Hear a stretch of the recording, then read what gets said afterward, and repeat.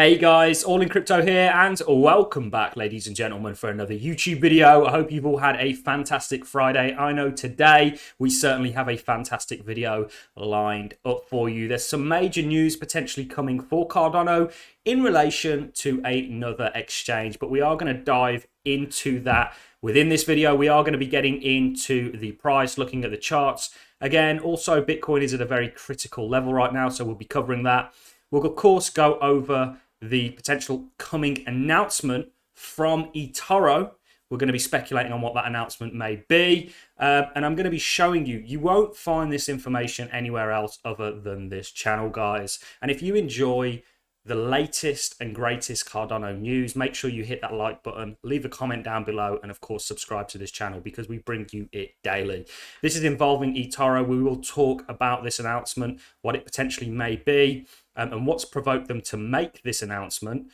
And then, of course, at the end of the video, we're going to talk about MinSwap and the vulnerability sort of bug that they had that was caught by Wingrider. And we'll kind of go over everything to do with that. So if that sounds good, guys, strap yourselves in. We've got a lot to get through. Let's take a look at the overall markets. They are looking a little bit less chirpy than they were yesterday. But remember, we have seen a run up, certainly for Bitcoin and many of your altcoins. And a pullback is, of course, necessary. Markets just don't go up in a straight line. They, in an uptrending market, go up, pull back, go up, pull back. And obviously in a downtrending market, vice versa. So in regards to Cardano, you know, one thing that we're really watching for on a weekly is not the stock RSI or the RSI, but the MACD and this bullish cross that we are moving towards. In yesterday's video, we pointed out that every time prior that you had one of these bullish crosses on the MACD, you saw price continuation to the upside. And this one is looking rather inevitable, providing we don't see a severe sell-off. So the price of Cardano is currently selling off. So what we're going to do is we're going to drop down the time frames. Yesterday, I had a chat with a market OG, somebody that I have a lot of respect for, and he was kind enough to go over the Cardano chart. I will be releasing that interview on Sunday. I had a little bit of technical problems on my end, but it was a fantastic chat that we had, and it really sums up everything going on with the crypto space at the moment. And not only that, your kind of macro markets and highlights a number of things that perhaps people who are just solely focused on crypto should perhaps be paying attention to. But he had kind of come up with some scenarios for Cardano, and they were quite positive, but I'll be releasing that video on Sunday. So in regards to the daily time frame, we have said on every single video in regards to this run-up that we've seen, it's not time to get excited just yet, because we have seen prior pumps to the upside that have been very quickly met with downside sell pressure. We aren't seeing an overwhelming downside sell pressure yet. However, we are seeing some sell pressure. But at the same time, this has been a pretty epic run-up, if you will. For Cardano, around about 52%. A pullback is very normal after making those kinds of advancements. So this isn't anything that I'm particularly worried about at all. Ultimately, you know, one thing that I'm paying most attention to is, of course, Bitcoin, which is at a very crucial level right now, given that this is the kind of technical pattern that I have us in for more of an ascending triangle. Some people calling this a symmetrical, which I don't happen to believe it potentially is.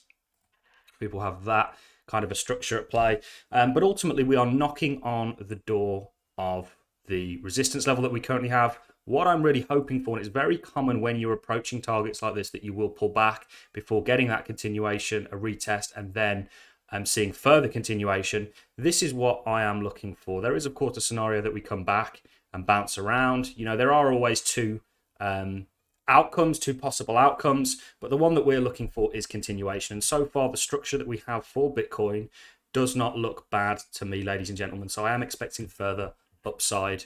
And that, of course, would allow Cardano to somewhat flourish. We know that these advancements that we saw prior were met really with a downtrending cryptocurrency market. So Bitcoin selling off and the rest of the market kind of getting thrown with it. So it's very typical that Cardano does that. But ultimately, you know, there is a lot going on with ADA fundamentally. And also externally, you know, there's lots of the Coinbase news was extremely significant, which is what we are now going to move on to, or certainly another exchange related news to Cardano, because there's an announcement coming from eToro that you guys will not have heard about anywhere other than this channel, because it was essentially eToro US dropping a comment on one of my tweets in regards to somebody saying that they were going to transfer their ADA over to Coinbase as they were offering staking. And of course, we know that eToro had rebutted their their users' ability to stake. And as far as I'm aware, that was not for any legal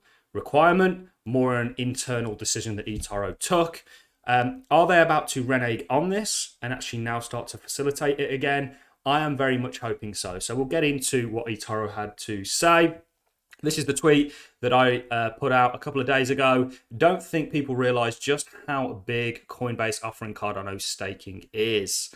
And I spoke about how essentially, this tweet was met with people essentially telling me that 3.7% wasn't amazing returns, wasn't an amazing APY in the crypto space. I am well aware of that. Well, the point that I was making is Coinbase is one of the biggest importers of new users into the crypto space. It was the first place I ever bought cryptocurrencies, and the fact that Cardano will be one of the cryptocurrencies on that exchange that you will be able to stake for one of the highest APYs would give it a kind of advantage over the other coins on Coinbase, certainly for new users looking to get in. This is more liquidity, more buy pressure, which is all, of course, positive. And you had CoinHunt World Vault Hound comment saying, now if only eToro would let us transfer out our ADA to a different wallet. And then eToro US actually surprisingly commented on this, which I'm certainly chuffed about. We have an announcement coming soon. Please stay tuned. So are they about to rebuttal and change the fact that they are no longer allowing people to stake ADA? Potentially, it's something I am hoping that they move to do, sort of now facilitate it again, because of course, it would kind of incentivize again on another exchange people to hold on to their Cardano. So this is all speculation. I don't know what the announcement is actually going to be. I just thought it was interesting and you guys may enjoy it. Like I say, it was a comment left on one of my tweets that I certainly had a smile on my face reading, because ultimately, it could potentially be the fact that they are going to facilitate Cardano staking on their platform once again after closing it down, which there was no, as far as we know, in the US, there was no kind of regulatory requirement to do so. So that is certainly significant and something to stay tuned for. There's lots of good news coming out for Cardano in terms of their dApp ecosystem. We've got a lot of DEXs launching over, not just DEXs, a lot of dApps launching over the coming months, which is certainly something I'm extremely excited about. Speaking of dApps, we are now going to jump into MinSwap. So you guys know that we set up a dummy wallet. We funded it with, I think, 1,200 Cardano. And we staked and showed you guys how to take part in the MinSwap liquidity bootstrapping event. And we, of course, this is the farming rewards that we've earned so far. But for a couple of days now, you actually haven't been able to access this because MinSwap essentially have officially came out and said that they were going into maintenance. The reason for this was because they essentially open source their code, which means people could view the code that they were using. It's a very popular thing for blockchains to do. And essentially, somebody from WingRider, which is another DEX launching on top of Cardano, had noticed a bug within the code that would have essentially allowed somebody who was smart enough to do so to basically drain the liquidity from the pools and steal money, essentially. Now, first of all, huge thank you to whoever that was from the WingRider team. WingRider have very impressive credentials. They're a very underrated DEX that is potentially coming to the Cardano space, the Cardano ecosystem. So a huge thank you. I think just on this dummy account, we had 1,200 ADA. I think all in all, I've got about 12 grand potentially involved in this liquidity farming. So a huge thank you to them. I think, they could have quite easily not said anything and actually gone through and partook in the bug if that was the kind of intentions that they had. But instead, they decided to go straight to MinSwap, even though they are a competitive DEX, and actually say, look, guys, you need to probably sort this out because this is a way that people can exploit the platform and, of course, steal money, essentially. So massive thank you to those guys. Go and give them a follow on Twitter. I think they deserve it, Wingrider. And, you know, it's super impressive that they've done so. But essentially, that is what's happened. The farming, as far as I'm aware, is now up and running. I think the solution was to essentially make it so that not anybody could just create a pool. So they become a little bit more centralized on that aspect until they come up with another way to kind of solve the problem. But this is essentially what's taken place. Now, we have seen the price of Min drop, as this is only recently, I think today, gone back online, the farming. And essentially that will be because people would have lost a bit of trust. I have a few questions.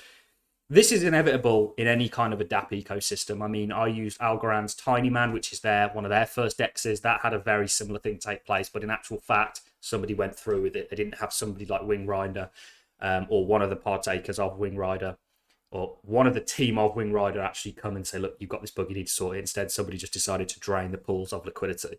It's a very common thing. It's happened on countless Ethereum dexes. It's probably going to happen continuously into the future. You know, you've got to remember that there are always bugs, typically in code, certainly new code that's kind of not being tried and tested for a sustained period of time. And I've got a few questions. I mean, who audited it? Obviously, MinSwap have been audited, so that might not have been as thorough. If you're paying somebody to audit the code and say, okay, we think this is okay, for somebody else who isn't a paid auditor to come along and find a bug, does raise some questions. But ultimately, I am still very optimistic about MinSwap, and they are still offering a fantastic APY. And I've took some of my, obviously I haven't taken the dummy account off yet, but I've taken some of my yield farming out. Quite happy to harvest it whilst the price of Min was at a reasonable price.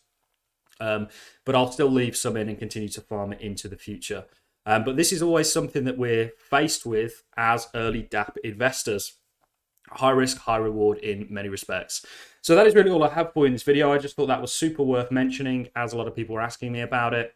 I am really going to love and leave you on that note, as it is Friday. Enjoy your Friday evenings, guys. If you have enjoyed this content, of course, a like is appreciated. So is a comment. Remember to hit that subscribe button and click the notification bell so you get updated whenever we release a video. And enjoy your Fridays and your weekends, guys. Thank you very much for watching, ladies and gentlemen.